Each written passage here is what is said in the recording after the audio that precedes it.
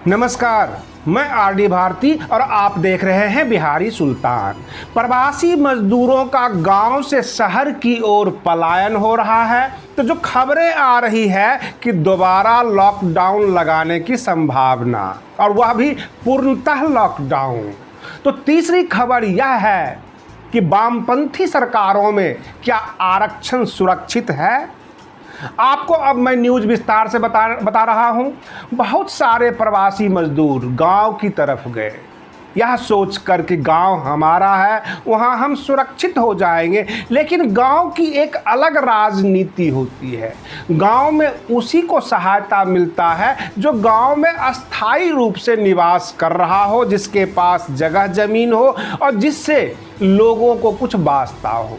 अगर आप शहर में हैं, हमेशा शहर में रहते हैं, अगर आप गांव चले जाएंगे तो वहां परदेसी के रूप में नजर आएंगे। और यह सच है। हमारे प्रवासी श्रमिक यह सोचकर अपने गांव निकले थे कि वहां हमारा अपना गांव है, अपना घर है, अपनी भाषा है, वहाँ हम किसी न किसी प्रकार सहायता लेकर अपने परिवार को बचा लेंगे, सुरक्षित रख लेंगे। परंतु वहाँ जाने के बाद उनको आर्थिक तंगी आनी शुरू हो गई। यहाँ तक जो पड़ोस के चाचा थे, ताऊ थे, अगल बगल के लोग इसलिए उधार नहीं देना चाहते हैं, क्या पता लॉकडाउन खुलेगा, सब कुछ नॉर्मल होगा, यह शहर में जाकर बस जाएगा तो हम दिया हुआ उधार भी कैसे इससे मांग सकते हैं। यह लोगों के बीच एक डर रहता है। यह समझने की आप कोशिश कीजिए कि गांव की राजनीति बड़ी अजीबोगरीब होती है। हर पंचायत में एक दो किसी भी जाति के हो सकते हैं, एक दो बहुत बड़े ठाकुर साहब होते हैं, दबंग लोग होते हैं जो पूरे गांव पर शासन करते हैं। वहां पर ब्याज पर लगाने का भी धंधा बड़ा जोरों पर होता है। लोग 2 रुपये सैकड़ा, 3 रुपये सैकड़ा महीने का ब्याज पर पैसा लगाते हैं। जब यह पता लग जाए कि पूरे देश के शहर बंद हैं, लॉकडाउन हो रहा है, तो क्या आपको लगता है कि ब्याज पर पैसा लगाने वाले लोग क्या इनको पैसा देंगे, उधार देंगे? और इस तरह से जब हमारे प्रवासी श्रमिक भाई वहाँ पर भूखे मरने लगे तो फिर वो शहर की तरफ रुख कर रहे हैं, किसी तरह वापस शहर में आ जाना चाहते हैं। अब प्रश्न यह उठता है कि दोबारा लॉकडाउन।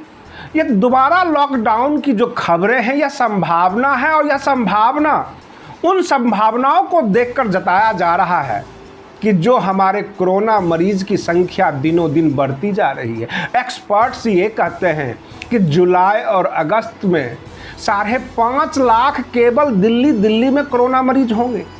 सुनकर डर लगता है।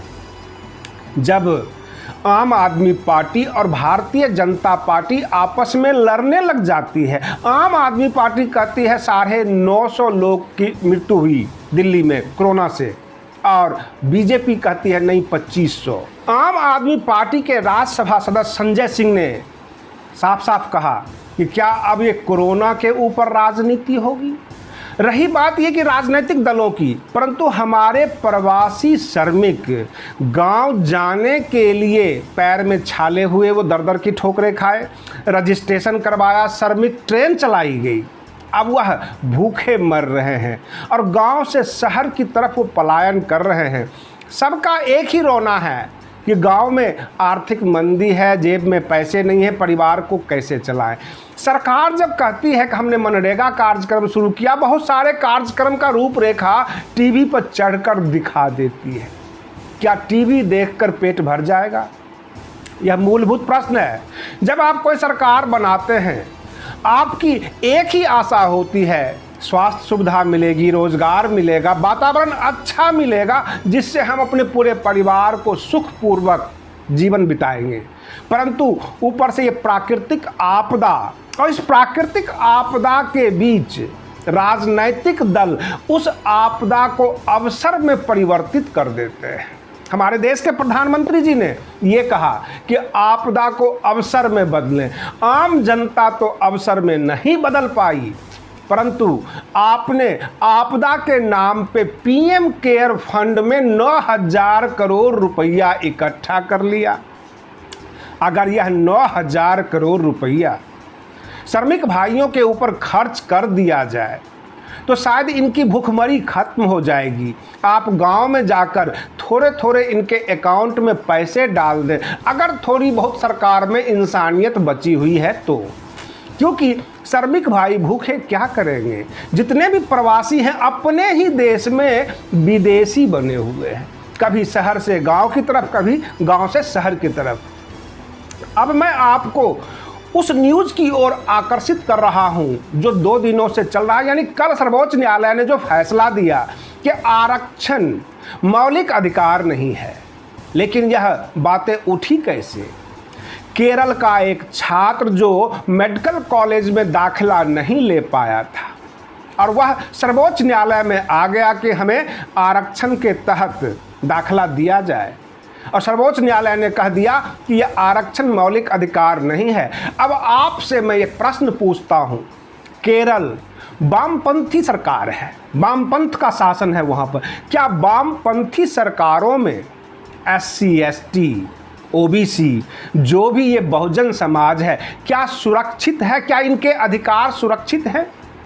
बहुत सारे हमारे एडवोकेट्स, वकील साथी जरूर देखते होंगे हमारे इस वीडियो को, इस न्यूज़ को।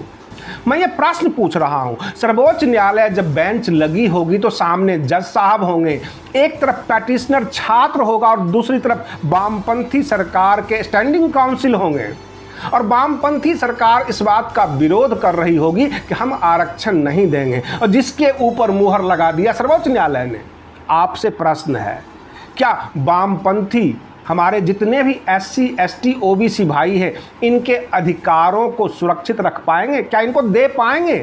ये बहुत बड़ा प्रश्न उभर कर आया है। देश में अब एक ही कानून चल रहा है, जिसकी लाठी उसकी भैंस। अगर आपके जेब में पैसा है आप कोरोना का भी इलाज कर लेंगे, आप सोशल डिस्टेंसिंग में रह लेंगे, मुंह पर मास्क लगा लेंगे, सैनिटाइजर से हाथ साफ कर लेंगे।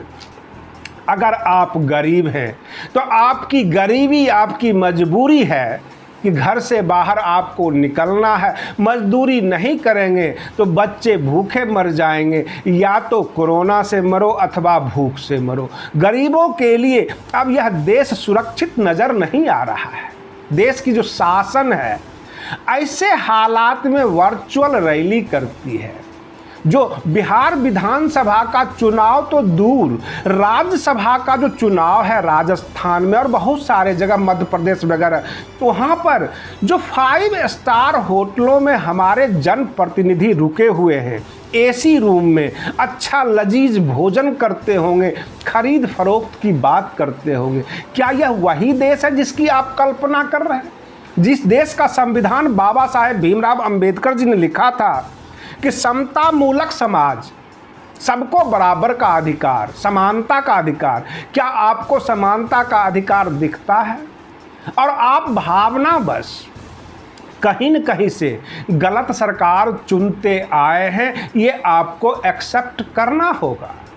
आप लोगों में योग्यता नहीं देखते, लोगों की नीयत नहीं देखते, बस उसकी हवा देखते हैं, हाहाकार देखते हैं कि किसकी हवा चल रही है। इस तरह से आपने केंद्र में भी ऐसी सरकार बिठाई, उत्तर प्रदेश में भी ऐसी सरकार बिठाई, और तो और बिहार में छल करके नीतीश कुमार और RJD गठबंधन बनाकर आम जनता के बीच गए थे कि हम जो है एक बहुजन समाज का एक निचला तबका का सरकार बनाने जा रहे हैं। और जैसे ही चुनाव खत्म हुआ, कुछ दिन के लिए तेजस्वी यादव को उप मुख्यमंत्री बना दिया गया, और फिर बाद में नीतीश कुमार उछलकर भागकर आ गए रातों रात और BJP से मिल गए। क्या ये जनता के साथ ठगी नहीं है? क्या बिहार की जनता इस बात को याद करेगी कि शकल सूरत बदलकर वोट लेता है और जब चुनाव जीत जाता है तो कहाँ जाके बैठ जाता है? हम आपको सच्ची तस्वीरें दिखाते रहेंगे, बताते रहेंगे। आप बने रहिए बिहारी सुल्तान चैनल के साथ। तब तक के लिए धन्यवाद। जय भीम, जय भारत।